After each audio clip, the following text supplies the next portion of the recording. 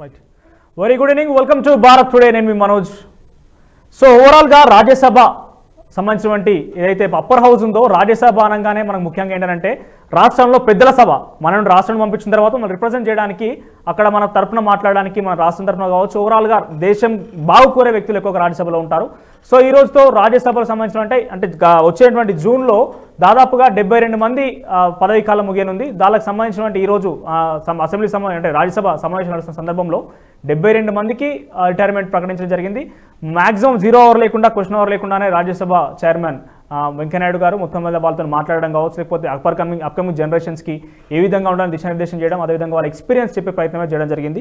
So రాజ్యసభకు వేడుకలు పలికిన తర్వాత మరి రానున్నటువంటి రాజ్యసభ ఎన్నికలు జరగనున్నాయి. త్వరలో కూడా ఎటువంటి ప్రణాళికతో ముందుకు వెళ్తాయి, లేకపోతే ఎటువంటి అంటే రాజ్యసభ ఒకప్పుడు హుందాగా ఉండేది. సో ప్రస్తుతం రాజ్యసభ అంటే ఏ విధంగా మారిపోయింది, కమర్షియల్గా అయిపోయిందని కొంతమంది అంటున్నారు. మరి కమర్షియల్గా అయిందా లేకపోతే ఏ విధంగా మొత్తం చూసుకున్నప్పుడు కూడా ఇంకొక రికార్డ్ ఇక్కడ ఏంటంటే బీజేపీ గతంలో అయినా లేని విధంగా 32 సంవత్సరాల తర్వాత for the first time BJP ఒక రికార్డ్ అయితే క్రియేట్ చేసింది. దాదాపు రాజ్యసభలో 100కు పైగా సీట్లు రాజ్యసభలో బీజేపీ పార్టీకి సంబంధించిన రాజ్యసభ మెంబర్సే ఉన్నారు. సో వారు కూడా సంబంధించిన కొంతమంది పీయూష్ గోయల్ లాంటి, నిర్మలా సీతారామన్ లాంటి నేతలు కూడా త్వరలో రిటైర్మెంట్ ప్రకటించబోతున్నారు. మరి వారు తిరిగి మరోసారి పదవీకాలం పొడిగిస్తారా, ఎటువంటి ఆస్కారం ఉండబోతున్న విషయంపై చర్చిద్దాం.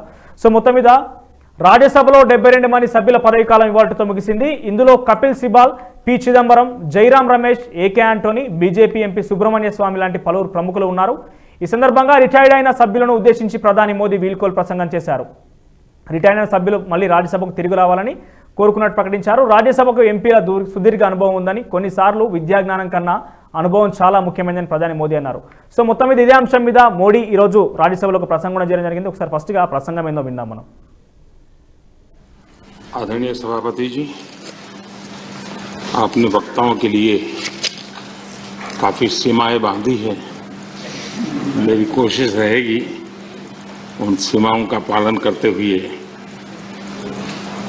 अपनी भावनाओं को अभिव्यक्त करूं. वैसे हमारे यहाँ विदाई समारंभ तो है ही है, जा रहे हैं साथी, लेकिन जैसे बंगाली में कहते हैं आमी आशी, या गुजराती में कहते हैं आवजो, कम अगेन. वैसे कहते तो बाय बाय, लेकिन कहते कम अगेन.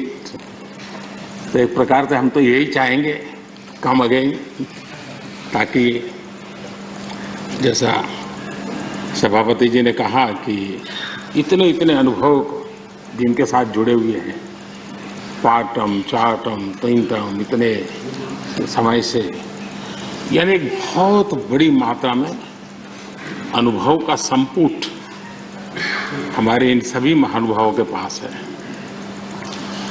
और कभी कभी ज्ञान से ज्यादा अनुभव की ताकत होती है.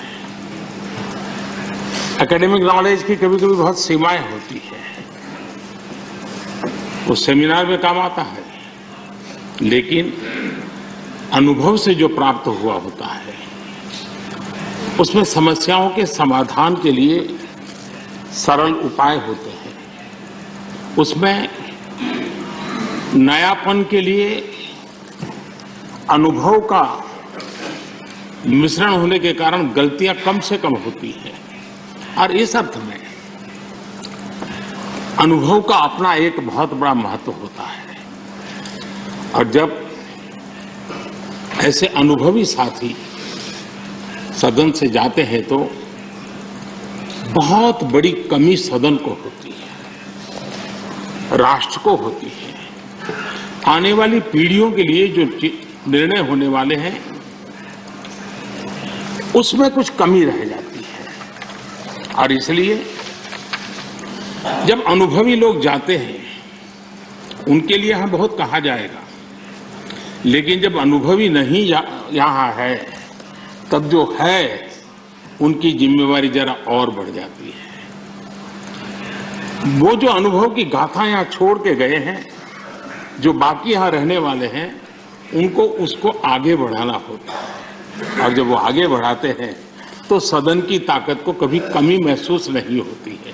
और मुझे विश्वास है कि आप जो साथी आज विदाई लेने वाले हैं उनसे हम जो सभी सीखे हैं, आज हम भी संकल्प करें उसमें से जो भी उत्तम है, जो श्रेष्ठ है, उसको हम आगे बढ़ाने में इस सदन की पवित्र जगह का जरूर हम उपयोग करेंगे और ताकि देश को समृद्धि में రైట్, ఇది ఇక అంశం. ఓవరాల్గా రాజ్యసభలో అంటే రాజ్యసభ అనగానే రాష్ట్రాల్లో పెద్ద ప్రాబల్యం ఉండి ప్రజల చేత డైరెక్ట్గా ఎన్నుకోబడపోయినప్పటికి కూడా ఎమ్మెల్యేల ద్వారా మాత్రం ఎన్నుకుంటారు.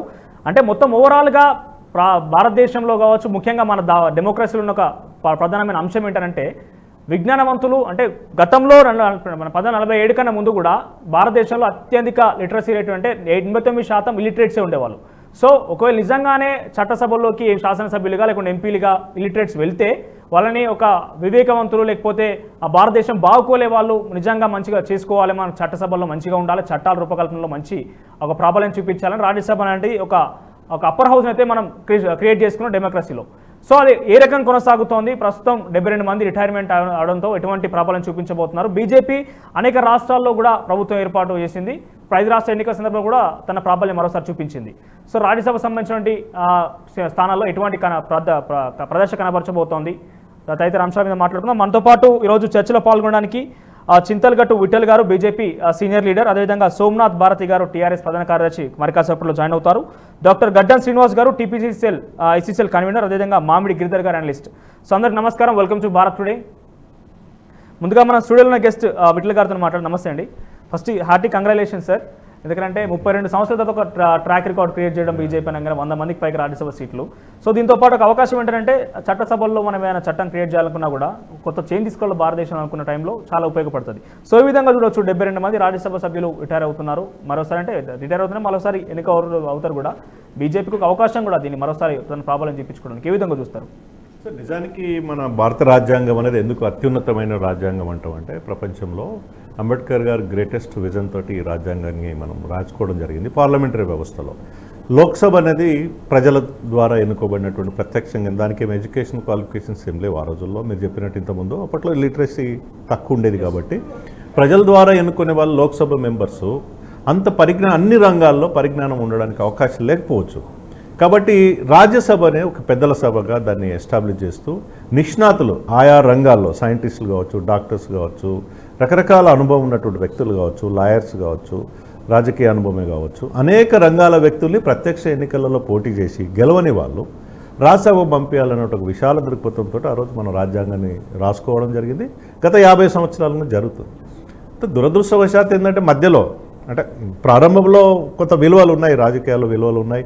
అప్పుడు పెద్దలు డబ్బులు ఖర్చు పెట్టుకోకుండానే గెలిచారు, బస్సులలో తిరిగేవారు. నేను కూడా చూశాను చిన్నప్పుడు. హైదరాబాద్ అసెంబ్లీకి అసెంబ్లీకి రావాలంటే బస్సులలో వచ్చేవాళ్ళు. ఆర్టీసీ బస్సులలో సహజంగా వాళ్ళకి రిజర్వ్ ఉండేది, ఎమ్మెల్యేలు ఎంపీలకు కూడా. సో ఆ రోజుల్లో అంత గొప్ప విలువలతో కూడినటువంటి రాజకీయ వ్యవస్థ కాలానుగుణంగా కార్పొరేటీకరణ అంటామా లేకపోతే స్వార్థం అంటామా, వాటెవర్ ఇట్ బి, పార్టీస్ కూడా వివిధ రకాల పార్టీలు కూడా ఆ విలువలు కోల్పోయి చివరికి ఏమైంది, రాజ్యసభ సీట్లను అమ్ముకున్న స్థాయికి రావడం జరిగింది. అంటే ఇక డబ్బులు పెట్టిన వాడికి పరిజ్ఞానం అవసరం లేదు, ఎవరు డబ్బులు పెడితే అమ్ముకున్న సంఘటన అనేక ప్రాంతీయ పార్టీలలో చూసాం, కాంగ్రెస్లో అధికారం ఉన్నప్పుడు చూసాం. ఆ విలువలు దిగజారిపోతున్న వాతావరణంలో భారతీయ జనతా పార్టీ మళ్ళీ ఆ పునర్జీవనం అంటాం కదా, మరి బీజేపీ వచ్చిన తర్వాత అనేక రంగాల నిష్ణాతులైన వ్యక్తులకి ఇవాళ రాజ్యసభలో అవకాశం ఇవ్వడం. ఇప్పుడు అదృష్టం ఏంటంటే దాదాపు 18 రాష్ట్రాల్లో బీజేపీ పార్టీ అధికారంలో ఉండడం. ఇవాళ మళ్ళీ మెజారిటీ, చాలా సందర్భంలో రాజ్యసభలో మెజారిటీ కోల్పోయిన సందర్భం చూసాం మనం. ఇప్పుడు టిల్ టుడే మెజారిటీ అంటే టిల్ టుడే కూడా 100+ బీజేపీకి ఉంది, కాంగ్రెస్కి బహుశా 33 సీట్స్ ఉన్నట్టు ఉన్నాయి. సో ఓవరాల్గా మళ్ళీ ఇవాళ 72 సీట్లు జూన్తో రిటైర్మెంట్ కాదు. It's the biggest number I think Rajya Sabha చరిత్రలో.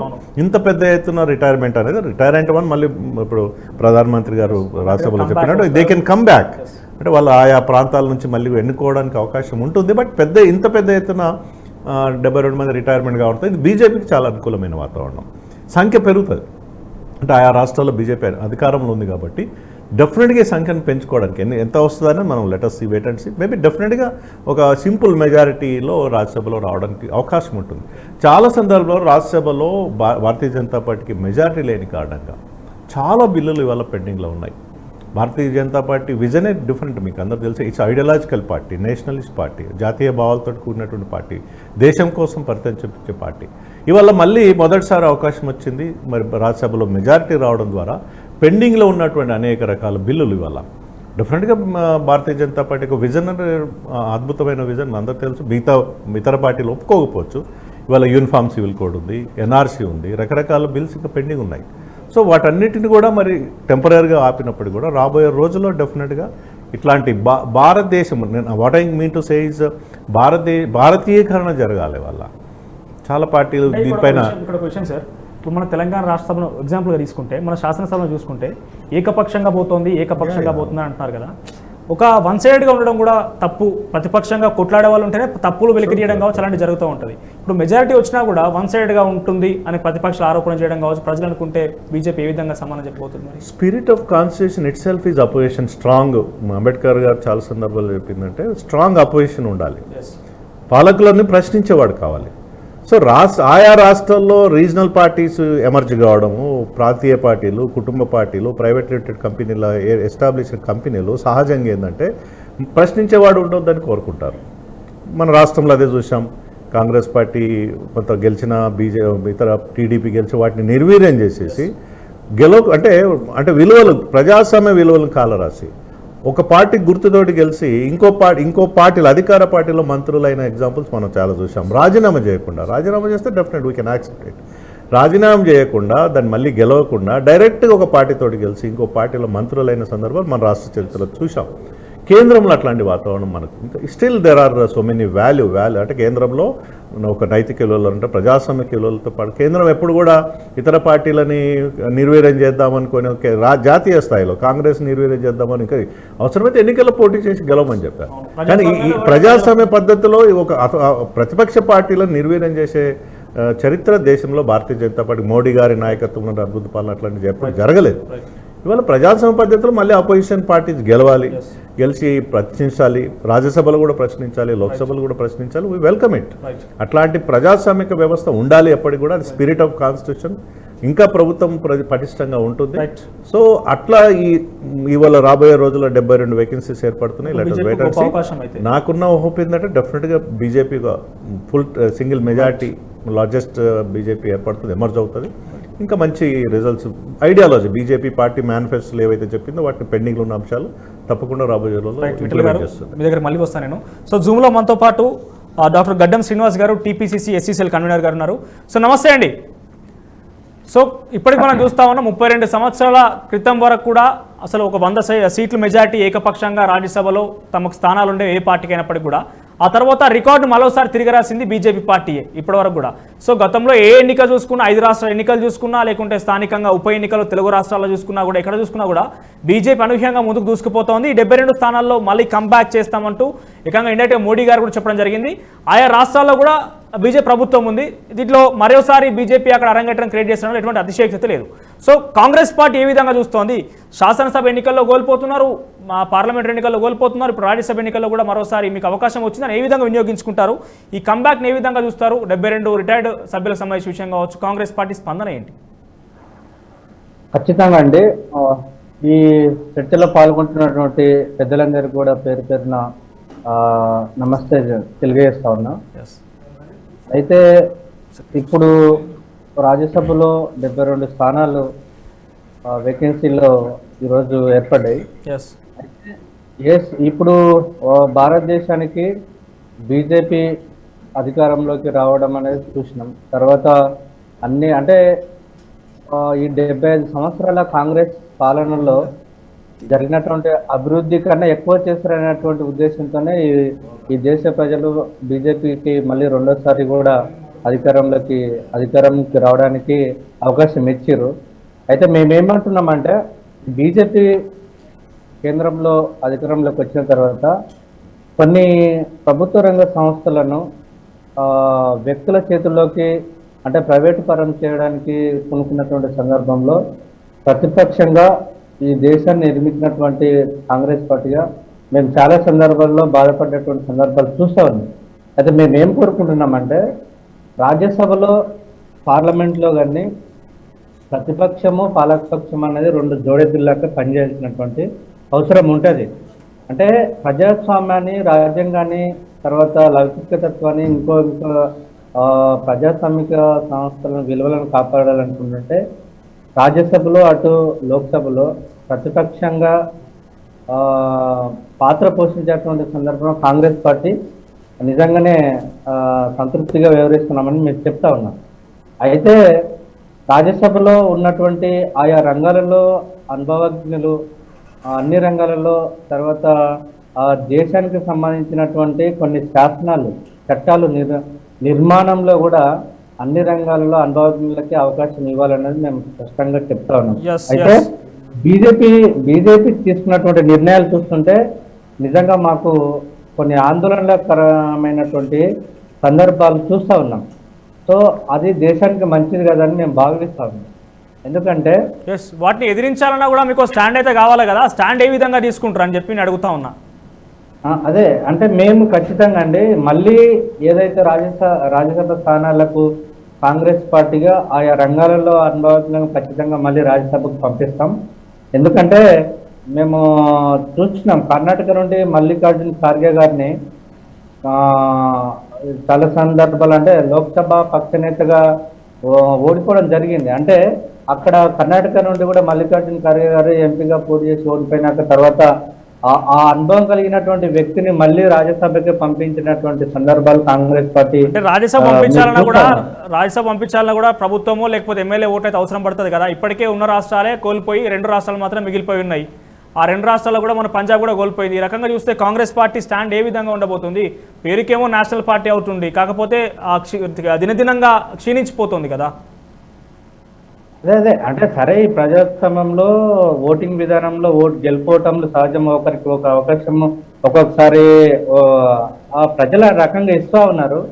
కాకపోతే ఏమవుతుందంటే మేము ఖచ్చితంగా మళ్ళీ ప్రతిపక్ష పాత్రను పోషించడానికి కాంగ్రెస్ పార్టీ సిద్ధంగా ఉన్నది. అదేవిధంగా రాజ్యసభలో కూడా అనుభవజ్ఞులను మళ్ళీ పంపించడానికి ప్రయత్నాలు చేస్తూ ఉన్నాం. గెలుపోవటంలో సహజం అండి. ప్రజాస్వామ్యంలో ప్రజల తీర్పును గౌరవిస్తాం, అది ఎవరైనా గౌరవించాల్సిందే. కాకపోతే మేము బీజేపీకి ప్రతిపక్షంగా చెప్పేది ఏంటంటే ఈ రకమైనటువంటి చట్టాలు చేసేటువంటి సందర్భాల్లో కానీ, ప్రజాస్వామ్యాన్ని రక్షించే విధానంలో కానీ, తర్వాత ఈ ప్రభుత్వాన్ని నడిపించే విధానంలో కూడా ప్రజాస్వామ్యాన్ని గౌరవించి, లౌకికతత్వాన్ని గౌరవించి, అన్ని రంగాల్లో అనుభవజ్ఞులను రాజ్యసభలో కూడా తీసుకొని ఆ దేశ పురోభివృద్ధికి తోడ్పడాలని మేము స్పష్టంగా కోరుతా ఉన్నాం. ఎందుకంటే రాజ్యసభలో చాలా పెద్దల సభగా ఆ గౌరవం పడాలని చెప్తా ఉన్నాం. అంటే మేము ఎందుకు చెప్తున్నాం అంటే ఈ తెలంగాణ రాష్ట్రం నుండి రాజ్యసభ స్థానాలను కూడా అగౌరవపరిచే విధంగా కల్వకుంట్ల చంద్రశేఖరరావు గారు చూసినాం. మేము ఎందుకు చూసినామంటే ఇప్పుడు సంతోష్ రావు లాంటి వ్యక్తులను రాజ్యసభకు పంపిస్తున్నారండి. అంటే సంతోష్ రావుకు ఉన్నటువంటి పరిజ్ఞానం ఏంది, ఆయన పరిధి ఏంది, ఆయన నాలెడ్జ్ ఏంది, ఆయన అనుభవం ఏంది, అసలు ఆయన కాంట్రిబ్యూషన్ ఈ టీఆర్ఎస్ ప్రభుత్వం అంటే టీఆర్ఎస్ పార్టీలో ఆయన అంటే అనుభవం ఏంది, అంతకన్నా ముందు సమాజానికి చేసినటువంటి కాంట్రిబ్యూషన్ ఏందో కూడా ఈ కల్వకుంట్ల చంద్రశేఖరరావు గారు పక్కన పెట్టారు. రైట్ మనం మాట్లాడదాం, లోకల్ ఇష్యూస్ మనం మాట్లాడదాం ఒకసారి. అంతకు ముందుగా ఫస్ట్ మనం ప్యానల్లో ఉన్న పెద్దలై సంబంధించిన ఒపీనియన్ తీసుకునే ప్రయత్నం చేద్దాం. సో మనతో పాటు ఇప్పుడే సోమ భారత్ గారు, టీఆర్ఎస్ ప్రధాన కార్యదర్శి, మనతో పాటు చేయండి. Welcome sir. సో ఓవరాల్గా సార్ చూస్తా ఉన్నాం 72 సంబంధించిన రాజ్యసభ సీట్లు అయితే ఈరోజు రిటైర్డ్ అవ్వడం జరిగింది. అంటే జూన్ కాలంగా ముగుస్తుంది. కాకపోతే ఈరోజు సభ చివరి రోజు అంటే సంబంధించినటువంటి పార్టీ ఇవ్వడానికి కావచ్చు, లేకపోతే మోడీ గారు ప్రసంగించడం జరిగింది. సో అక్కడ మీ స్టాండ్ అనేది చాలా తక్కువ కంపేరింగ్ టు వేరే పార్టీ. కాకపోతే ఏ విధంగా చూడొచ్చు 72 స్థానాల్లో తిరిగి కంబ్యాక్ మోడీ ప్రభుత్వం మరోసారి చేయించుకోబోతుందా, లేకపోతే ఏ విధంగా ఉండబోతోంది? 2 విషయాలండి. ఎందుకంటే జనరల్గా అబ్సల్యూట్ మెజారిటీ లోక్సభలో పాలక పార్టీకి ఉన్నప్పుడు, తక్కువ మంది ప్రతిపక్ష సభ్యులు ఉన్నప్పుడు వాళ్ళ వారిని వినిపించలేని సమయంలో రాజ్యసభలో వినిపించే అవకాశం మన సిస్టమ్ ప్రొవైడ్ చేసుకుంటూ వచ్చింది. ఎందుకంటే అవి విడతలుగా ఎలక్షన్స్ అవుతాయి దేనికి, రాజ్యసభ నింపేదానికోసం. ఒక మంచి ఉదాహరణ చెప్పాలంటే ఒకప్పుడు రాజీవ్ గాంధీ ప్రైమ్ మినిస్టర్గా ఎన్నికైనప్పుడు లోక్సభలో కేవలం 2 బీజేపీ సభ్యులు. కానీ బీజేపీ యొక్క వాణిని తరువాత వారి పాలసీస్ అన్నిటిని కూడా రాజ్యసభలో వాజ్పేయి గారి నాయకత్వంలో, అద్వానీ గారి నాయకత్వంలో వినిపించడం జరిగింది. సికిందర్ భక్త్ గారని ఇంకొక నాయకులు ఉండేవారు. ఇట్లా రాజ్యసభ యొక్క వ్యవహారం అది. రాజ్యసభలో లోక్సభకు ఉన్నంత విస్తృతమైన అధికారాలు కానీ తర్వాత హక్కులు కానీ ఉండవు రాజ్యసభకు, పెద్దల సభ. కానీ విషయాన్ని కూలంకషంగా చర్చించుకునేదానికి అవకాశం ఉన్న సభ అది. అయితే మీకు కాంగ్రెస్ ప్రభుత్వానికి యూపీఏ 10 సంవత్సరాలలో కూడా వాళ్ళకు కూడా మెజారిటీ, అబ్సల్యూట్ మెజారిటీ లేదు రాజ్యసభలో. వాళ్ళకి నెమ్మదిగా మధ్యంతరంగా వచ్చింది. ఇప్పుడు ఒక 5 సంవత్సరాల కాలం తర్వాత వచ్చింది. ఇవాళ బీజేపీకి కూడా అదే పరిస్థితి ఇవాళ వచ్చింది. అయితే నేను 2 విషయాలు అన్నది ఏంటంటే, ఈ మధ్యకాలంలో ఒకటి పాత సామెత ఒకటి ఉంది, అబ్సల్యూట్ పవర్ కరప్ట్స్ అబ్సల్యూట్లీ అని. అంటే పవర్ ఎక్కువైన కొద్దీ ఆ పవర్ యొక్క అహంకారం అనేది అనేక సందర్భాలలో అది బయటపడుతూ ఉంటుంది. అది జరగకుండా చూసుకోవాల్సిన అవసరం ఒకటి ఉన్నది. ఇంకా బాధ్యత పెరుగుతుంది. జనరల్గా మెజారిటీ పెరిగినప్పుడు పాలకపక్షానికి బాధ్యత పెరగాల్సిన అవసరం కూడా ఉంటుంది. అయితే ఈ మధ్యకాలంలో వరి కావాల్సిన ఒక ఫ్యాక్టర్ ఏంటంటే బుల్డోజర్ పాలిటిక్స్ వచ్చినాయి. ఓపెన్గా బుల్డోజ్ చేసుకుంటూ పోతాము, బుల్డోజ్ చేస్తాము. ఆ బుల్డోజ్ చేసే దాన్ని ఒక రాజకీయ నినాదంగా ప్రజల స్థాయికి తీసుకొని పోయినారు.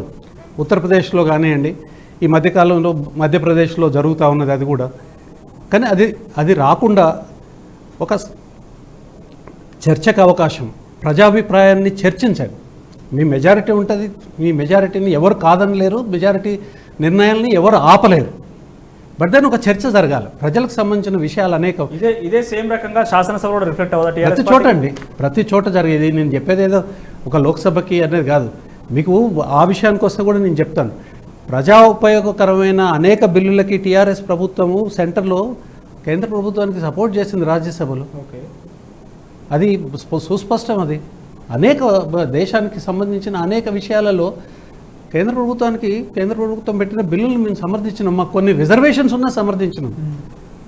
జరగాల్సింది అది. చర్చ ఎందుకు జరగదు? చర్చ ప్రతి చోట జరగాలని కోరుకుంటున్నాం. చర్చ చేసే ఉద్దేశం ఉంటే చర్చ జరుగుతుంది. చర్చ చేసే ఉద్దేశం ఉన్న తర్వాత కూడా అవకాశం ఇవ్వకపోతే అవకాశం ప్రభుత్వాల్లో కల్పించాలి కదా.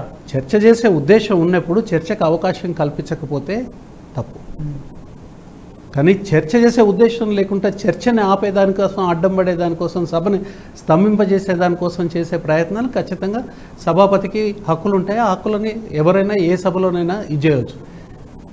ప్రిడామినెంట్గా మనం కోరుకోవాల్సింది ఏంటంటే చర్చకు అవకాశం ఉండాలి. ప్రజల యొక్క సమస్యల్ని కూలంకషంగా అన్ని అభిప్రాయాలని ఆ వేదికలో పంచుకునేదానికి అవకాశం ఉన్న తర్వాత నిర్ణయం ఏదైనా తీసుకుంటుంది. మెజారిటీ చేసుకునే నిర్ణయాన్ని ఖచ్చితంగా ఎవరైనా యాక్సెప్ట్ చేయాల్సిందే. ప్రతి సిటిజన్ యాక్సెప్ట్ చేయాల్సిందే, ప్రతి పార్టీ యాక్సెప్ట్ చేయాల్సిందే,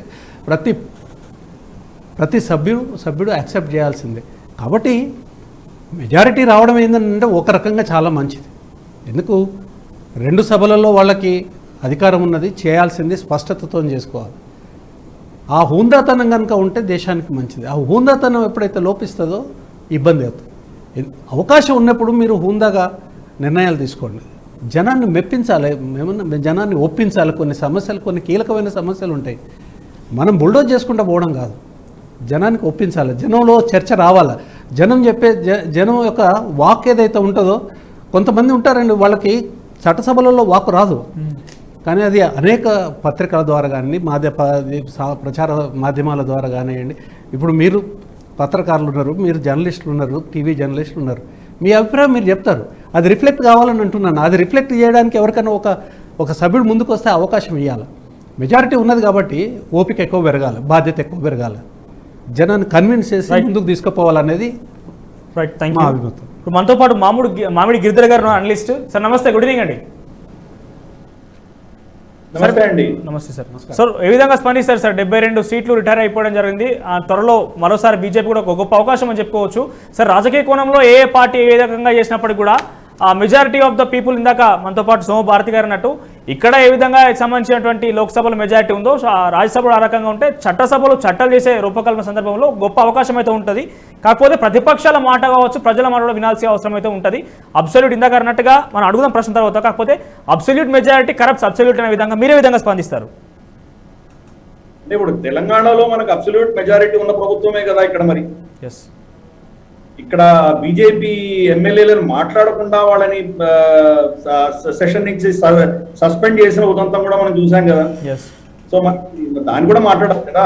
అలాగే మనం ఢిల్లీలో కావచ్చు, ఢిల్లీలో ఉన్న 3 మంది బీజేపీ సభ్యులను ఎన్నిసార్లు వాళ్ళని సస్పెండ్ చేశారు. ఓ విపక్షాలు చేస్తే అది న్యాయము, అది చట్ట ప్రకారము, బీజేపీ చేస్తే అది చట్ట విరుద్ధం అనడంలో చాలా విజ్ఞత లేని విషయం అది. కాబట్టి సరే విపక్షాలు కాబట్టి వాళ్ళు ఇచ్చే స్టేట్మెంట్ వాళ్ళు ఇస్తారనుకోండి. ఇది రాజ్యాంగం ప్రకారం ఉన్నటువంటి డెమోక్రసీ. డెమోక్రసీలో 100కు 100% సీట్లు ప్రజలు ఒకటే పార్టీకి ఇచ్చినా అది రాజ్యాంగబద్ధమే, చట్టబద్ధమే. అది అర్థం చేసుకోవాలి. ఆపోజిషన్ లేకపోయినా కానీ కూడా అది ప్రజల నిర్ణయం.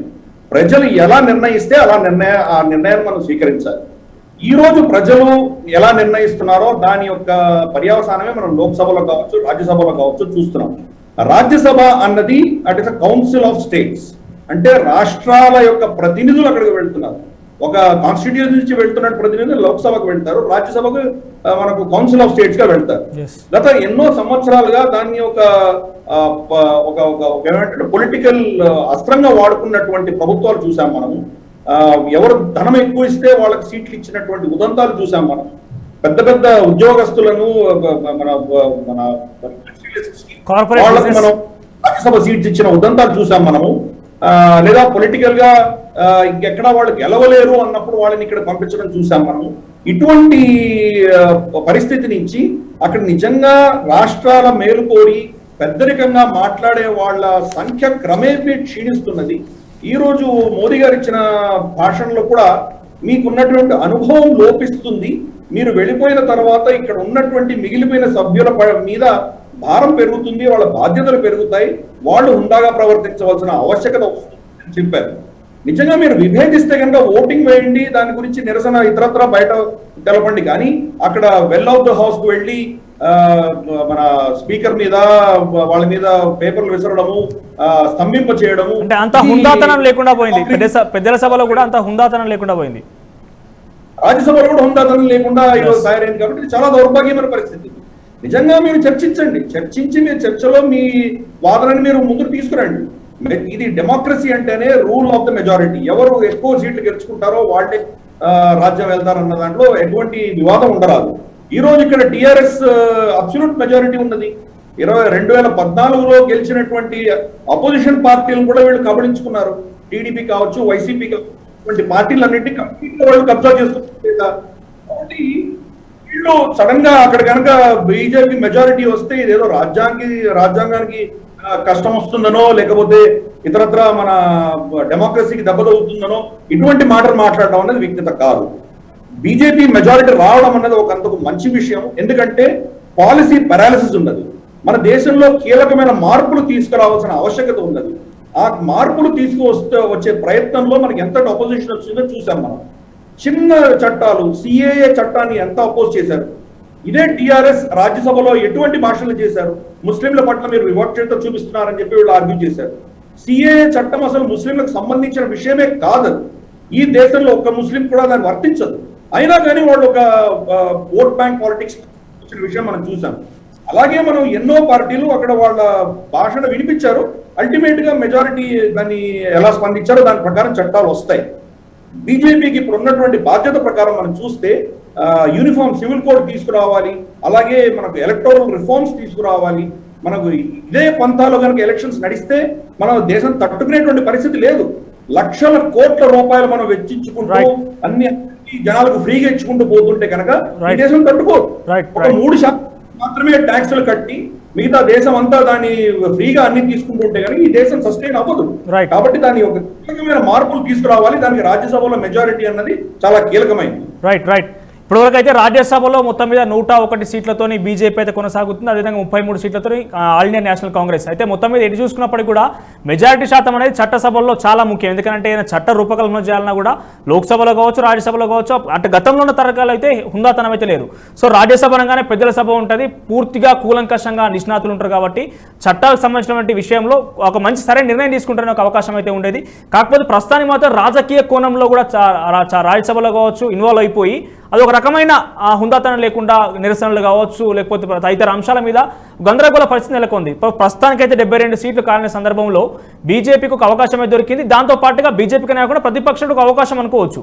సో ఈ విధంగా ముందుకు వెళ్తుందో మాత్రం చూడాల్సి ఉంది. సో ఇప్పుడు మనతో పాటు విఠల్ గారు, ఇప్పుడు ఇక్కడ రిటైర్ అయిన సందర్భంలో జూలై వరకు రిటైర్ అవుతున్న మెంబర్స్లో చాలా వరకు కొన్ని కేంద్ర మంత్రులు లాంటి పీయూష్ గోయల్ లాంటి వాళ్ళు కావచ్చు, నిర్మలా సీతారామన్ లాంటి వాళ్ళు కూడా ఉన్నారు. సో దాన్ని కంబ్యాక్ చేసుకోవాలన్నా కూడా ఇందాక వాళ్ళు అన్నట్టుగా మెజారిటీ అబ్సల్యూట్ మెజారిటీ కరప్ట్ సబ్సల్యూట్ అన్నట్టుగా వీళ్ళని కంబ్యాక్ తీసుకోవడంలో ఆరకన్ ప్రతిపక్షాల ఆరోపణలు కూడా వస్తాయి. సో ఇప్పటికే బీజేపీ అనగానే ప్రతిపక్షంలో తృణమూల్ కాంగ్రెస్ కావచ్చు, లేకపోతే టీఆర్ఎస్ లాంటి నేతలు కావచ్చు, శరద్ పవార్ లాంటి ఒక సీనియర్ నేతలు కావచ్చు బీజేపీని ఎక్కుపెట్టి చాలా విధాలుగా ప్రయత్నాలు చేస్తూ ఉన్నారు. సో వీటిని ఎదుర్కోవాలి, దాంతోపాటు మీ నాయకులను తిరిగి గెలిపించుకోవాలంటే ఒక తీవ్రమైన శ్రమ అయితే అవసరం ఉంటుంది బీజేపీకి.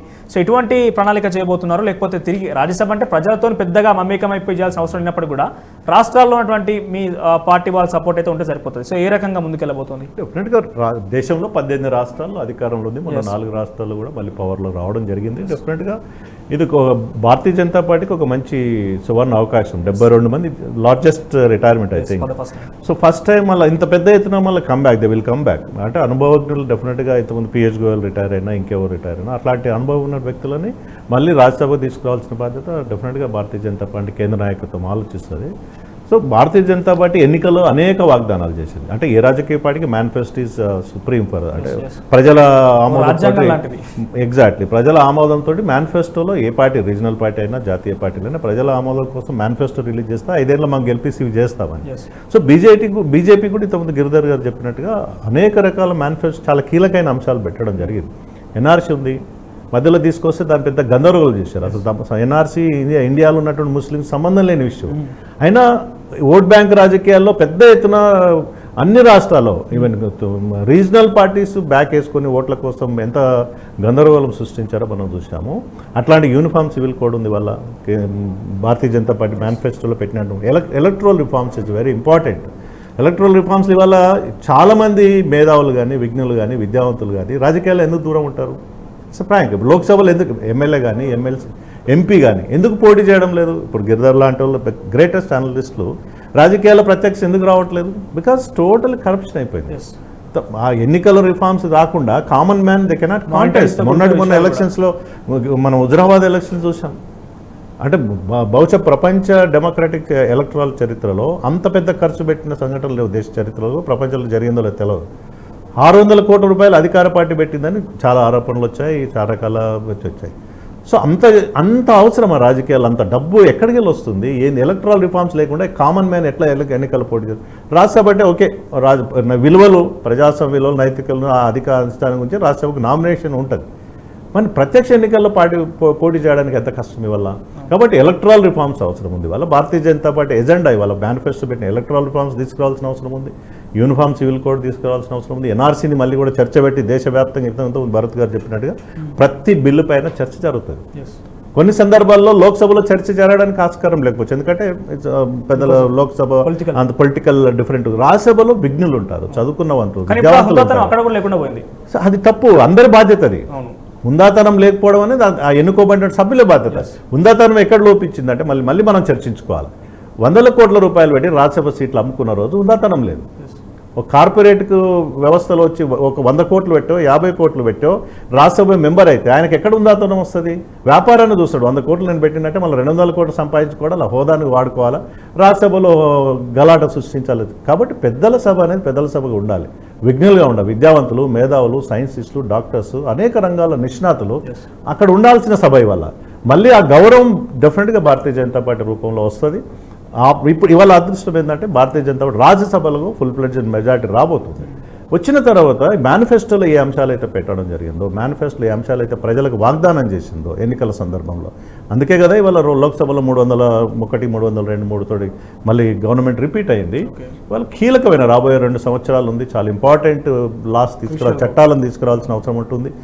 చట్టాలు అమలు చేసే ఆమోదించే క్రమంలో రాజ్యసభలో, లోక్సభలో చర్చలు జరుగుతాయి. ప్రతిపక్షాలు వాళ్ళ వ్యతిరేకతను, వాళ్ళ భావాలను చెప్పాల్సిన బాధ్యత కూడా ప్రతిపక్షాలపై ఉంది. బీజేపీ ప్రభుత్వం ఏంటంటే సార్, కొంతమందికి బ్యాంక్ కరప్ట్ చేసి వెళ్ళిపోయినప్పుడు రైట్ ఆఫ్ చేయడం కావచ్చు, లేకపోతే కొన్ని కంపెనీస్ని ప్రైవేటైజ్ చేస్తుందని చెప్పి ప్రకటన చేయడం కావచ్చు, ప్రతిపక్షాలు రకరకాల వెలువెత్తుతున్నాయి ఈ ప్రశ్నలు. ఇది కార్పొరేట్ ప్రభుత్వం అని బీజేపీ చాలా విచిత్రంగా ఉంటుంది. 1991 ఎకనామిక్ రిఫార్మ్స్ ఎవరు ప్రారంభించారు? కాంగ్రెస్ పార్టీ కదా. ఇవాళ ఏదైతే చెప్తా ఉన్నారో ప్రపంచంలో గేట్లు ఓపెన్ చేసింది ఎవరు? కాంగ్రెస్ ప్రభుత్వం కదా. దానికి right of decision మాత్రం BJP ప్రభుత్వం. పివి నరసింహరావు ఉన్నప్పుడే కదా మన్మోహన్ సింగ్ 10 సంవత్సరాలు పివి నరసింహరావు ప్రధానమంత్రి ఉన్నారు. తర్వాత మన్మోహన్ సింగ్ 10 years ప్రధానమంత్రి ఉన్నప్పుడే కదా మొత్తం గేట్స్ ఓపెన్ చేసినాం. సో ఇప్పుడు బీజేపీ ప్రభుత్వము ఎక్కడ ప్రైవేటీకరణ చేసింది? ఇప్పుడు మన ఎల్ఐసిలో ఉంది. దట్స్ అంటే తనకున్న లిస్టెడ్ షేర్స్ని అసలు 1952లో 50 ఎస్బీఐ ఓపెన్ మార్కెట్లోకి రావడం షేర్స్. అట్లా ఎల్ఐసిలో ఉన్న సంబంధించినటువంటి షేర్స్ ఓపెన్ మార్కెట్లో అమ్ముకోవడం అనేది అది సహజంగా. దాన్ని privatize cannot goes for privatization అంటే 51% తగ్గించుకుంటే ప్రైవేట్ సంస్థలకు వెళ్ళిపోతుంది. సో ఒక ఎకనామిక్ రిఫార్మ్స్ అనేది సహజం, ప్రపంచవ్యాప్తంగా జరుగుతుంది. మన దేశంలో ఏ ప్రభుత్వం ఉన్నా చేస్తుంది. ప్రతిపక్షాలు ఉన్నప్పుడేమో ప్రభుత్వం పైన దిగుతారు, వాళ్ళ అధికారంకి వచ్చి వాళ్ళు చేసేది కూడా అదే. ప్రపంచవ్యాప్తంగా ఆర్థిక సంస్కరణ అనేది జరిగింది. ఆర్థిక సంస్కరణనే జరుగుతాయి. ఇప్పుడు ఆయా రాష్ట్ర ప్రభుత్వాల్లో జరగలేదా సంస్కరణలు? ఏ పార్టీ అయితే అధికారంలో ఆ పార్టీలో ఇప్పుడు టీఆర్ఎస్ ప్రభుత్వం ఉంది. అనేక వాగ్దానాలు చేసి ఎన్నికల సందర్భంలో నిజాం షుగర్ ఫ్యాక్టరీ తెలుస్తాం అనుకున్నాం, తెరవలేదు కదా. ఆజంజాయ్ మిల్స్ తెలుస్తాం అనుకున్నాం, తెరవలేదు కదా. మొన్న స్ట్రైక్ అప్పుడు ఆర్టీసీని ప్రైవేట్ చేసే ప్రయత్నం చేశారు. సో ఏ ప్రభుత్వం అధికారంలో ఆర్థిక సంస్థను కొనసాగించాలి. రాజకీయ అవసరాల కోసం మాట్లాడిన సందర్భాలు ప్రతిపక్షం ఉన్నప్పుడు రాజకీయ అవసరాలు మాట్లాడతారు. ఇప్పుడు అదే ప్రభుత్వం ఇప్పుడు బీజేపీ ఇప్పుడు యూపీఏ గవర్నమెంట్ వచ్చింది, చేయదా? ఆర్థిక సంస్థలు ఆపుతుందా? అన్ని నేషనల్ ఆర్గనైజేషన్ కింద తీసుకొస్తుందా? అనేక ఇప్పుడు ఎయిర్ ఇండియాని మొన్న అనేక నష్టాలు కూరుకున్న తర్వాత ఎయిర్ ఇండియాని గవర్నమెంట్ హ్యాండ్స్ లో ఉన్నటువంటి కంపెనీస్ లాస్ లోకి వెళ్ళినప్పుడు హౌ కెన్ ప్రైవేట్ లాస్ ఉన్నప్పుడు ప్రభుత్వం భరించదు కదా. సహజంగా సంస్థలను నిరంతరంగా లాస్ అని ప్రభుత్వం లాస్ అంటే ఎవరు? ప్రజలు భరించాలి కదా. గవర్నమెంట్ అంటే ఇది వ్యక్తిగత మోడీ గారు కాదు, లేకపోతే అల్టిమేట్ గా ప్రజల మీద భారం వేయాలి కదా. ఇప్పుడు మీరు అన్నారు ఇంతకుముందు చాలా కంపెనీలు అంటే బ్యాంక్స్ లూటింగ్ చేసి, అవి ఎప్పుడు జరిగినాయి? యూపీఏ గవర్నమెంట్ అంటే వరుసగా క్రమంగా జరిగిన సందర్భంలో వారిపైన సీరియస్ యాక్షన్ తీసుకుంటారు, తప్పించుకున్న సందర్భాలు. ఇప్పుడు కొత్తగా జరిగితే చట్టం తన పని చేసుకుంటూ పోతుంది కదా. So coming back to Congress, గడ్డం శ్రీనివాస్ గారు, సో ఇందాక విన్నారు విఠల్ గారి మాటలు కూడా, ఎకనామిక్ రిఫార్మ్స్ తీసుకొచ్చిందే ఏ గవర్నమెంట్ వచ్చినా కూడా ఏం చేయాల్సిందో కూడా ఎకనామిక్ రిఫార్మ్స్ కోసం ట్రై చేస్తే, ఆర్థికంగా స్థిరపడడం కోసం ట్రై చేస్తారని అంటున్నారు. సో గతం నిజంగానే అన్నట్టుగా ఎకనామిక్ రిఫార్మ్స్ విషయంలో కావచ్చు, వాళ్ళకు బ్యాంక్స్ లోన్ కూడా విషయంలో కావచ్చు, రైట్ ఆఫ్ చేసిన వ్యక్తులు ఎవరైతే ఉన్నారో అది కాంగ్రెస్ గవర్నమెంట్లోనే కదా కార్పొరేటీకరణ చేసింది, లేకుంటే లోక్సభ ఈ రకంగా చేసింది. అంటే కార్పొరేట్ సెక్టార్ ఎంటర్ అయింది అని అంటే మాత్రం చాలా ఏళ్ళుగా కాంగ్రెస్ ప్రభుత్వమే అక్కడ పాలన చేసింది. అవునండి, అవును ఖచ్చితంగా. నేను ఎందుకు చెప్తున్నా అంటే కాంగ్రెస్ గవర్నమెంట్ ఉన్నప్పుడే, అంటే ఫర్ సపోజ్ ఇప్పుడు మన్మోహన్ సింగ్ లాంటి వ్యక్తులు, తర్వాత చిదంబరం లాంటి ఆర్థికవేత్తలు, అంటే శాస్త్రీయమైనటువంటి అవగాహన ఉన్న వాళ్ళకు, ప్రాక్టికల్గా అవగాహన ఉన్న వాళ్ళకు వాళ్ళ ఆధ్వర్యంలోనే ఈ దేశాన్ని అన్ని రంగాలలో ముందుకు తీసుకురావడం చూసినాం మనం. అయితే మేము ఏమంటున్నామంటే, ఇప్పుడు బీజేపీ గవర్నమెంట్కు వన్ సైడ్ మెజార్టీ ఉన్నది పార్లమెంట్లో, కానీ ఇప్పుడు రాజ్యసభలో కూడా తెచ్చుకుంటారు, దాని సమస్య ఏం లేదు. రాజ్యసభలో కూడా వాళ్ళకు అనుకూలంగా మెజారిటీ స్థానాలు ఉంటే ఇప్పటికే 100 సీట్లు వాళ్ళ చేతిలో ఉన్నాయి. మేము ఏం చెప్తున్నామంటే, రాజ్యసభలో ఇప్పుడు ఉన్నటువంటి వ్యక్తులు, రాబోయేటువంటి వ్యక్తులను కూడా అన్ని రంగాలకు సంబంధించినటువంటి అనుభవం ఉన్నటువంటి వ్యక్తులను రాజ్యసభకు తీసుకొస్తే చాలా మంచిగా ఉంటుందని మేము కాంగ్రెస్ పార్టీగా సూచనలు చేస్తూ ఉన్నాం. ఎందుకంటే ఇప్పుడు పార్లమెంట్లో కూడా ప్రజల చేత ఎన్నుకోబడ్డటువంటి ఎంపీలను కూడా వాళ్ళకు అనుకూలంగా మెజారిటీ ఉన్నటువంటి స్థానాలను ఈరోజు వన్ సైడ్ విధానంలో చట్టాలను తీసుకొస్తా ఉన్నారు. అంటే ప్రజల సభను, రాజ్యసభను ఎట్లా భావిస్తున్నారంటే, అక్కడ పార్లమెంట్లో ఓడిపోయినటువంటి వ్యక్తులను అక్కడ సాటిస్ఫై చేయలేక ఇప్పుడు రాజ్యసభకు పంపించి రాజ్యసభలో సాటిస్ఫాక్షన్ తీసుకొచ్చి వాళ్ళ ప్రాతినిధ్యం ఉండే విధంగా, అంటే రాజకీయాలకు అనుబంధంగానే వాళ్ళ మైలేజ్ కొరకే రాజ్యసభ సీట్లను ఈరోజు వాడుకుంటా ఉన్నారు. దాన్ని మేము కాంగ్రెస్ పార్టీగా ఖండిస్తున్నారు. ఇప్పుడు ప్రతిపక్షం ఉన్నారు కాబట్టి ఖండిస్తున్నారు. గతంలో కూడా మీరు రిపీట్ చేసిన సిచ్యువేషన్ ఇదే కదా. ఎవరికైనా కావాల్సింది రాజకీయ కోణమే, రాజకీయంగా ఆర్థికంగా కావాల్సిన కోణమే. అవునండి, అంటే మీరు చూస్తున్నారు కదా, అంటే మనం పార్లమెంట్ జరిగేటువంటి చట్టాల అమలులో జరుగుతున్న విధానాలను మనం చూస్తా ఉన్నాం. అంటే రాజ్యసభలో కూడా పెద్దలను గౌరవించకుండా, పెద్దల సూచనలను తీసుకోకుండా, ఆయా రంగాలకు సంబంధించినటువంటి అనుభవాలను తీసుకోకుండా రాజకీయపరమైనటువంటి అంటే స్వలాభం కొరకే, రాజకీయపరమైనటువంటి లబ్ధి కొరకే స్థానాలను వాడుతూ ఉన్నారు. మేము దాన్ని వద్దని చెప్తున్నాం. అంటే పెద్దల మాట అంటే ఓన్లీ కాంగ్రెస్ వాళ్ళ అపోజిషన్ మాటలు తీసుకోవడమేనా? బీజేపీలో పెద్దలు లేరా? ఉన్నారండి. అంటే నేను ఏం చెప్తా అంటే ఇక్కడ కూడా అంటే బీజేపీ విధానాన్ని మేము చూస్తూ ఉన్నాము. బీజేపీ అవలంబిస్తున్నటువంటి చట్టాలలో ఆ అమలు అంటే ఆ మెజారిటీ ఉంది కదా అన్నటువంటి ఒక నియంత్రిత ధోరణి కనబడతా ఉన్నది. అదే అంటే ప్రజాస్వామికమైనటువంటి చర్చ జరగడం లేదు. ప్రతిపక్షాల సూచనలు కానీ రాజ్యసభలో ప్రతిపక్షాలకు సంబంధించిన వ్యక్తుల సూచనలు కానీ వీళ్ళు పరిగణలోకి తీసుకోకుండా చట్టాల అమలు చూసిన మనము 370 ఆర్టికల్ని ట్రిపుల్ లాంటివి ఎన్ఆర్సీ లాంటివి సిఏఏ బిల్లులు లాంటివి అంటే వన్ సైడ్ మొత్తం కూడా ఈరోజు పార్లమెంటరీ వేదికల్లో కూడా మొత్తము ప్రజలు చూస్తున్నటువంటి సందర్భాలలో మెజారిటీ మాకు ఉన్నది కదా, మేమే ఆమోదించుకుంటాం, మేమే తీర్మానం చేసుకుంటాం అన్నటువంటి విధానాలు మన కళ్ళ ముందు కనబడతా ఉన్నాయి. అది ప్రజాస్వామ్య పద్ధతికి గొడ్డలు పెట్టుగా కాంగ్రెస్ పార్టీ భావిస్తూ ఉన్నది. అట్లాంటి పోకల్లో పోకుండా ఇప్పుడున్నటువంటి సమయాన్ని ఇప్పుడున్నటువంటి రాజ్యసభలో కానీ లోక్సభలో కానీ చట్టాలు రూపొందించేటువంటి సందర్భాలలో ప్రజాభిప్రాయాన్ని తీసుకోవాలని చెప్పిన ప్రతిపక్షాల యొక్క సూచనలు ఆయా రంగాలకు సంబంధించినటువంటి అనుభవజ్ఞుల యొక్క సూచనలు సలహాలు తీసుకొని చట్టాలు చేయాలని మేము చెప్తా ఉన్నాం. అట్లా కనిపించడం లేదు. అదే బాధగా ఉన్నది. ఈ రోజు ప్రజాస్వామ్యం అంటే మనం చూస్తా ఉన్నాం. ఇప్పుడు అంటే శ్రీనివాస్ గారు ఒక విషయం ఇక్కడ ప్రతిపక్షాలు మాత్రమే ప్రజల తరపున మాట్లాడతాయి, ప్రభుత్వాలు మాట్లాడవా తీసుకోవడం జరుగుతుంది. అంటే శ్రీనివాస్ గారు ఇండియన్ ఎయిర్లైన్స్, బిఎస్ఎన్ లాంటివి తర్వాత అంటే ఓకే శ్రీనివాస్ గారు మీరు అనేది అర్థమవుతోంది. రైల్వేలను కూడా శ్రీనివాస్ గారు ఒక నిమిషం పరిశ్రమలను కూడా ప్రైవేట్ వ్యక్తులకు అప్పచెప్పేటువంటి నిర్ణయాలు పార్లమెంట్ వేదికగా జరుగుతూ ఉన్నాయి. శ్రీనివాస్ గారు ఒక నిమిషం ఇక్కడ శ్రీనివాస్ గారు ప్రతిపక్షాలు మాత్రమే ప్రజల వాయిస్ వినిపిస్తే ప్రభుత్వాలు ప్రజల వాయిస్ అంటే ప్రజల చేత ఎన్నుకోబడ్డాయి ప్రభుత్వాలు. సో ఇక్కడ ప్రభుత్వం కరెక్ట్ చేస్తోంది, ప్రతిపక్షాలు తప్పని అనడం లేదు. కాకపోతే ఏంటంటే రాజ్యసభలో జరిగేటువంటి సమావేశాలు కావచ్చు హుందాగా జరుగుతున్నాయా, మీరు దానికి సమ్మతిస్తారా లేదా? గతంలో కాంగ్రెస్ ఒకవేళ నిజంగా బీజేపీ రకంగా చేస్తుందంటే గతంలో కాంగ్రెస్ పార్టీ కూడా మెజారిటీ ఉండుంటుంది, అతను కూడా ఆ రకంగా చేసి ఉండొచ్చు కదా మీరు కూడా.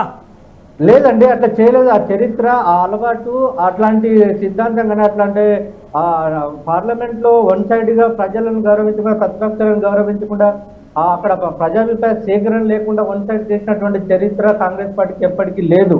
నేను అందుకే చెప్తున్నా. ఇప్పుడు మీరు అనుకుంటున్నట్టు ఈరోజు సరే 18 రాష్ట్రాల నుండి మేము 22 రాష్ట్రాలకు ప్రజాభిప్రాయ సేకరణ ప్రజల తీర్పు ఉంది కదా అని మీరు అనుకుంటవచ్చు. కానీ నేను ఏం చెప్తున్నా అంటే ప్రజా తీర్పులో కూడా మొన్న ఉత్తరప్రదేశ్లో జరిగినటువంటి ఎలక్షన్లో కూడా చూస్తూ ఉంటే మతాన్ని, కులాన్ని, వర్గాన్ని తెర మీదకి తీసుకొచ్చారు. అంటే స్థానాలు తగ్గినాయి. ఇక్కడ మేము చెప్తున్నా 300 స్థానాలు ఉంటే 250కి పరిమితం అవుతున్నారు. నేను ఏం చెప్తున్నా, ఈ బీజేపీ ప్రభుత్వం నడిపేటువంటి ప్రజలకి స్పష్టంగా కాంగ్రెస్ పార్టీగా మేము సలహా కానీ సూచనలు కానీ ఏమని అనుకోండి కానీ చట్టాలు చేసే విధానంలో గౌరవించండి, ప్రజాస్వామ్యాన్ని గౌరవించండి, ప్రతిపక్షాల యొక్క అభిప్రాయాలను తీసుకోమని చెప్తా ఉన్నాం. రైట్, ఓకే సోమభారతి గారు. సో అక్కడ టీఆర్ఎస్ పార్టీ స్టాండ్ తక్కువనే, సరే 6 సీట్లు ఓవరాల్గా చూసుకుని 7 సీట్లు అయినప్పటికీ కూడా ఒక సీట్ అయితే ఆల్రెడీ వేకెంట్గా ఉంది. అక్కడ ఎందుకు వేకెంట్ అయిందో మీకు అందరికీ తెలిసిన విషయమే. సో మనకి ఇక్కడ తెలంగాణ వ్యాప్తంగా చూసుకుంటే మరి కాసేపటి రోజుల్లోనే 3 స్థానాల్లో మాత్రం ఓటింగ్ జరిగే అవకాశం అయితే ఉంది. సో ఏదేమైనప్పటికీ కూడా ఏకంగా సీఎం కేసీఆర్ రాజ్యసభలో హుందాగా మీరు నిరసన తెలపండి రకంగా చెప్తా ఉన్నారు కదా. సో కార్పొరేట్ అనొచ్చు, ఇందాక మీరు అన్నట్టుగా అబ్సల్యూట్ మెజారిటీ అబ్సల్యూట్ కరప్షన్ అనుకున్నా కూడా ఆ సేమ్ సింబాలిక్గానే కేసీఆర్ గవర్నమెంట్కి ఇంప్లిమెంటేషన్ కాదా రాష్ట్రంలో? ఏ రకంగా ఇప్పుడు శాసనసభలో చూసుకుంటే 103 సీట్లు మీరున్నారు. సో ప్రతిపక్షాలు మాట్లాడే అవకాశం లేకుండా మన 3 బీజేపీ ఎమ్మెల్యేలకు సంబంధించిన వాళ్ళని సస్పెండ్ చేయడం, బీజేపీ ఎమ్మెల్యేలు దానికి సంబంధించి గిరిధర్ గారు మాట్లాడిన దానికి నేను చిన్న సమానం, దానికి పెద్ద చర్చ కూడా అవసరం లేదు. చర్చ చేయడానికి సిద్ధంగా ఉంటే ప్రాబ్లం లేదు. అసలు చర్చ కావడానికి ముందే ప్లే కార్డ్స్ పట్టుకొని యుద్ధానికి సిద్ధమైనట్టుగా కవింపు చర్యలు చేస్తే సభ నడవాలి కదా, సభ నడవాలి. ఒక ఇష్యూస్ అదే తర్వాత ఇంకోటి ఇట్లాంటి ప్రాక్టీస్ ఒక టీఆర్ఎస్ ప్రభుత్వానికో టీఆర్ఎస్ పార్టీకో ఆపాదించడం కరెక్ట్ కాదండి.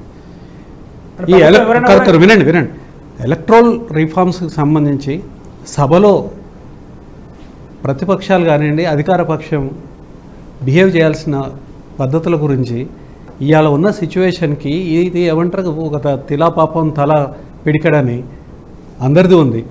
ఎలక్ట్రల్ పాలిటిక్స్ గురించి మాట్లాడుతూ ఉన్నారు, తర్వాత సభలో మర్యాదల గురించి, తర్వాత పార్టీ ఫిరాయింపుల గురించి.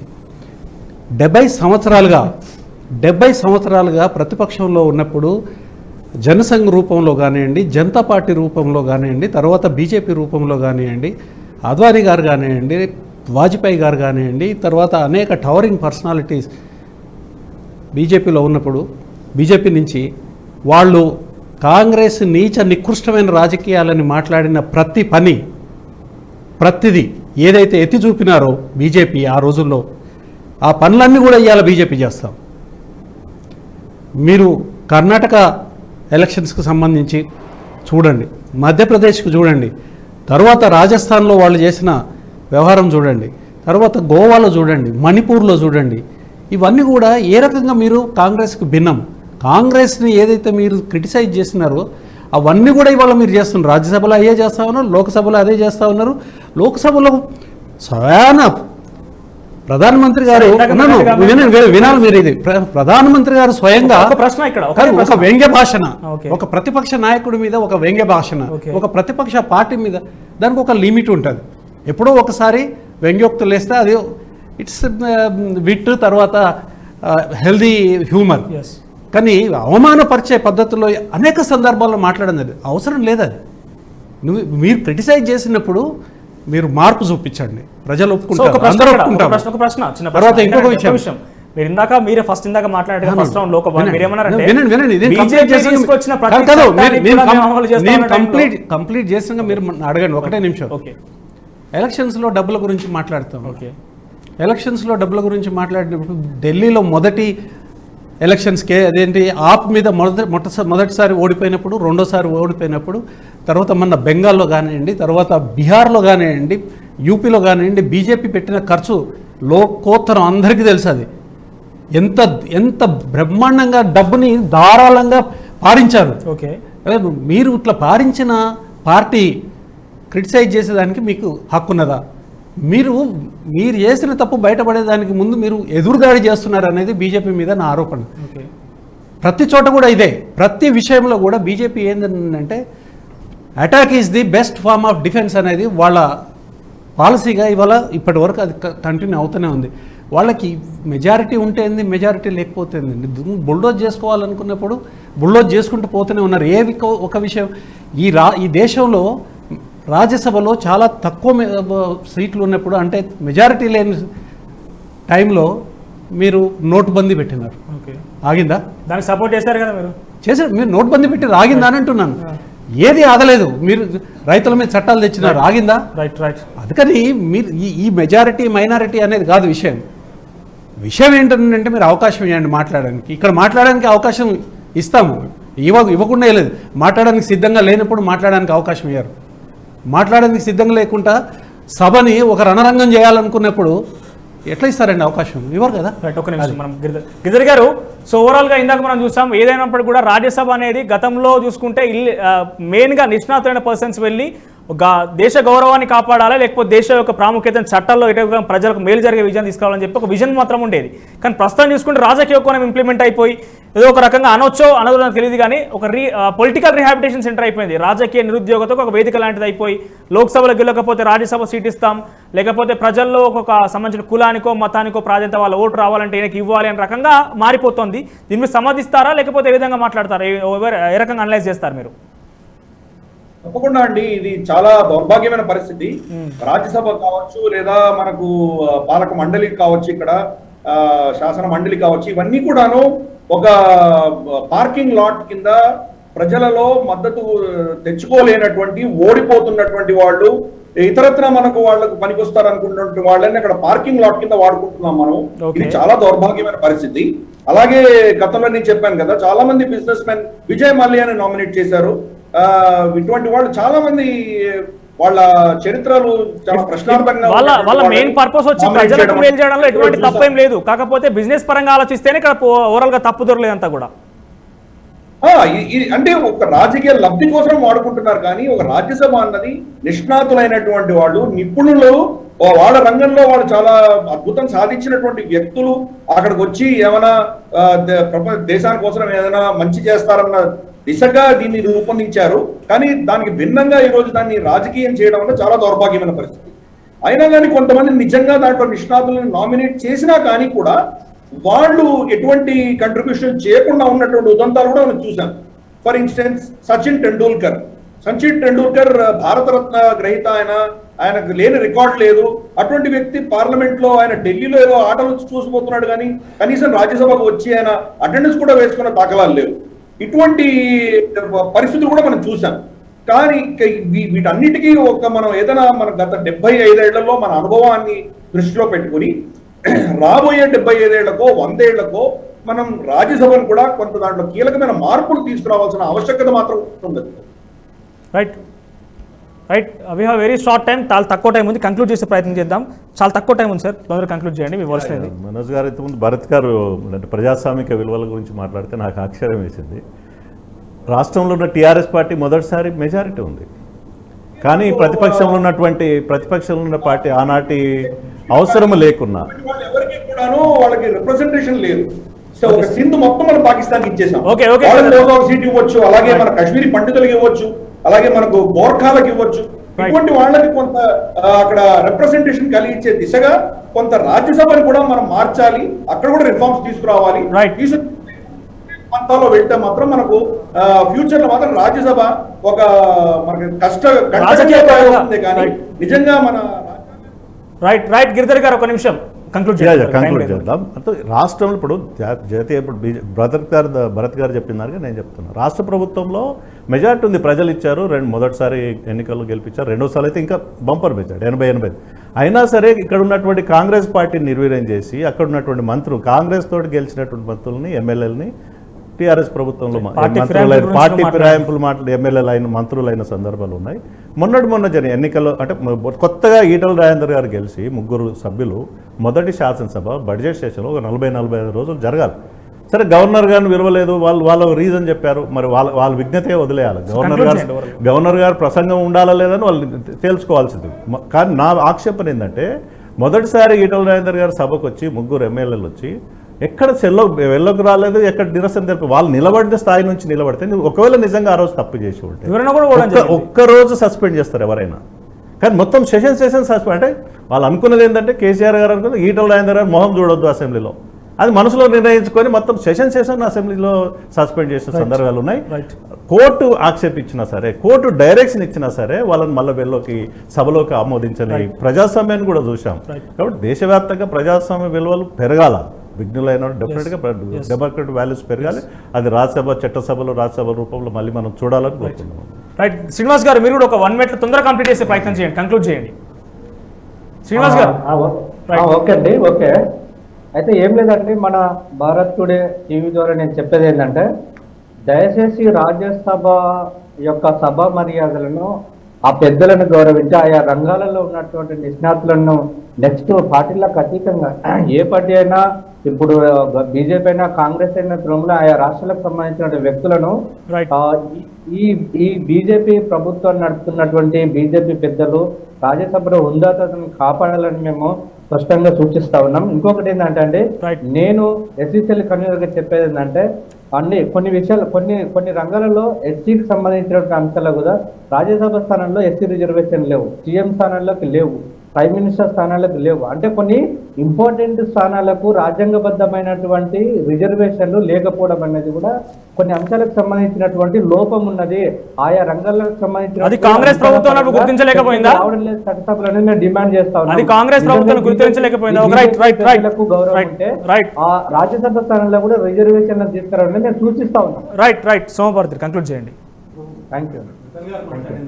నేను ఒక చిన్న వివరణ ఇస్తాను. ఏంటంటే కర్ణాటకలో, మధ్యప్రదేశ్లో, మణిపూర్లో, గోవాలో, రాజస్థాన్లో మీరు లెజిటిమేట్గా ఎలక్ట్ అయిన గవర్నమెంట్లను కూలగొట్టే దానికోసం పార్టీ ఫిరాయింపులు చేస్తున్నారు. తెలంగాణలో జరిగింది ఏంటంటే కాంగ్రెస్ ప్రతిపక్ష పార్టీ ఏదైతే ఉందో అసెంబ్లీలో మెజారిటీ సభ్యులు వచ్చి, మెజారిటీ కాదు టోటల్ సభ్యులు ఒక 2-3 కాకుండా వాళ్ళు విలీనమైనారు. ఇక్కడ పార్టీ ఫిరాయింపులు జరగలేదు. కానీ నేను ఏదైతే చెప్పినో విలీనం అయినారు, ప్రోత్సహించడం విలీనం అయినారు వాళ్ళు. రెండో విషయం ఏంటంటే మీరు ఒక పద్ధతి ప్రకారము కాంగ్రెస్ విముక్త్ భారత్ అని ఒక నినాదంతో 5 రాష్ట్ర ప్రభుత్వాలను కూలగొట్టినారు. 5 రాష్ట్ర ప్రభుత్వాలను కూలగొట్టినారు. ప్రజా అభిప్రాయానికి వ్యతిరేకంగా కూలగొట్టడం జరిగింది. ఇక్కడేమో ఆ ప్రతిపక్ష పార్టీ ఏదైతే ఉందో వాళ్ళు ఏదో చట్టబద్ధంగా ఎంతమంది అయితే విలీనంకి అవకాశం ఉన్నదో అంతమంది వచ్చి కాంగ్రెస్ పార్టీ నుంచి సైతే టీఆర్ఎస్ లో ఇక్కడ విలీనం కావడం జరిగింది. టైం లేదు, కాకపోతే ఒక విషయం దానికి గుర్తిస్తాను. దీనికి ఇటీవల మళ్ళొకసారి మీరు కేసీఆర్ గారు మాట్లాడండి. కూడా యాంటీ డిఫెక్షన్ లా అని ఇప్పుడు చెప్తున్నారు కానీ ఆయన చేసినప్పుడు యాంటీ డిఫెక్షన్ లా గుర్తు రాలేదనుకుంటా ఏం బహుశా. యాంటీ డిఫెక్షన్ అండి? నేను ఇంతకుముందు కూడా చెప్పినాను, తలా పాపము తిలా పాపం తలా పిడికడని. Right. ముందుగా లీడ్ చేయాల్సింది వీటన్నిటికీ వ్యతిరేకంగా ఒక పద్ధతిగా లీడ్ చేయాల్సిన పార్టీనే ప్రభుత్వాలను కూలగొట్టేసేసి పార్టీలో మీరు BJP party right, BJP right, ప్రభుత్వాలు right, తెచ్చుకున్నప్పుడు ఏమో అది ఎట్లా ప్రభుత్వాలు సాధ్యమవుతుందండి? ఉన్నాయి. Right. అక్కడ కూడా లాస్ట్ గా 30 సెకండ్స్ లాస్ట్ గా గిరిధర్ గారు 30 సెకండ్స్ మాత్రమే కంక్లూడ్ చేయండి, మనకు టైం లేదు. గిరిధర్ గారు కంక్లూడ్ చేయండి, 30 సెకండ్స్ మాత్రమే, మాకు టైం లేదు మనకి. Okay, Right. మనకు రాజ్యసభలో బీజేపీకి మెజారిటీ రావడం అనేది చాలా శుభసూచకము. కాంగ్రెస్ కంప్లీట్ పతనం చెందింది అనడానికి ఇది ఒక లాస్ట్ అంశంగా మనం చూడొచ్చు. పెద్ద పెద్ద దిగ్గజ నేతలు ఎవరైతే ఉన్నారో ఏకే ఆంటనీ లాంటి వాళ్ళు చాలా మంది మళ్ళీ రాజ్యసభకి తిరిగి రారు. బీజేపీ కావచ్చు, ఇతరత్ర రీజనల్ పార్టీస్ కావచ్చు, వాళ్ళ అక్కడ సత్తా ఎక్కువ ఉండబోతున్నది రాజ్యసభలో. ఈ దేశంలో ఉన్నటువంటి చట్టాలలో 75 ఏళ్ల తర్వాత మనకు వచ్చిన నష్టాలు కష్టాలు, మంచి జరిగిందా చెడు జరిగిందా ఒక రివ్యూ చేసుకుని దీన్ని చట్టంలో సవరణలు, అలాగే మన ఎలక్టోరల్ సిస్టము, రాజ్యసభ లోక్సభ రెండిట్లో జరుగుతున్నటువంటి సిస్టమ్ అన్నింటిని కూడాను మళ్ళీ పునర్సమీక్షించుకొని దాంట్లో రిఫార్మ్స్ రావాలి. వచ్చే 50 ఏళ్ళు 70 ఏళ్లకు రాబోయే భారతదేశానికి కావాల్సినటువంటి పునాదులు ఈ రోజు వేయకపోతే మాత్రం ఈ ఇప్పుడున్నటువంటి రాజ్యసభ సభ్యులకు కొత్తగా ఎన్నుకోబడ్డ రాజ్యసభ సభ్యులను రాబోయే తరాలు మాత్రం క్షమించరు. వాళ్ళకి అవకాశం ఉన్నది, ఆ అవకాశాన్ని వాడుకుంటారని మనం భావిద్దాం. రైట్. థ్యాంక్ యూ విఠల్ గారు, థ్యాంక్ యూ సోమభారతి గారు, థ్యాంక్ యూ శ్రీనివాస్ గారు, అదేవిధంగా థ్యాంక్ యూ గిరిధర్ గారు. సో ఓవరాల్ గా ఇది అంటే మెయిన్ టాపిక్ వచ్చేసి 72 రాజ్యసభ సభ్యులు రిటైర్ అయిపోతున్న ఒక అంశం అయితే, ఓవరాల్ గా చేసుకుంటే రాజ్యసభ అనేది ఒక రాజకీయ నిరుద్యోగకు ఒక హ్యాబిచ్యుయేషన్ కాకుండా నిజంగానే హుందాతనంగా వ్యవహరించి రాజ్యసభలో హుందాతనం వ్యవహరించి చట్టాలు చేయడంలో కావచ్చు, లేకపోతే ఇతర అంశాల విషయంలో కావచ్చు, రాజకీయ కోణం లేకుండా ఒక ప్రధానంగా చర్చించే అవకాశం మాత్రం రాజ్యసభలో ప్రధానంగా ఉంటుంది. అదే నిజంగా ఇంప్లిమెంటేషన్ అయితే మాత్రం ప్రజలకు లాభం చేకూరే అవకాశం అయితే ఉంటుంది. కాకపోతే అది కాకుండా రాజకీయ కోణం ఇంప్లిమెంట్ చేసి కార్పొరేటీకరణ తీసుకురావడం కావచ్చు, లేకపోతే రకరకాలుగా రాజకీయ పార్టీలు ప్రయత్నం చేస్తే మాత్రం నిజంగా అదొక మనకు డెమోక్రసీ ఏవైతే ప్రధానంగా మనకున్న అవకాశం ఉంటుందో దాన్ని వినియోగించుకోలేకపోతున్నామనే ఒక అంశం అయితే ఉంటుంది. సో మొత్తం మీద ఇది ఈరోజు డిబేట్. చూస్తున్నాండి భారత్ టుడే. నా పేరు మనోజ్. Thank you.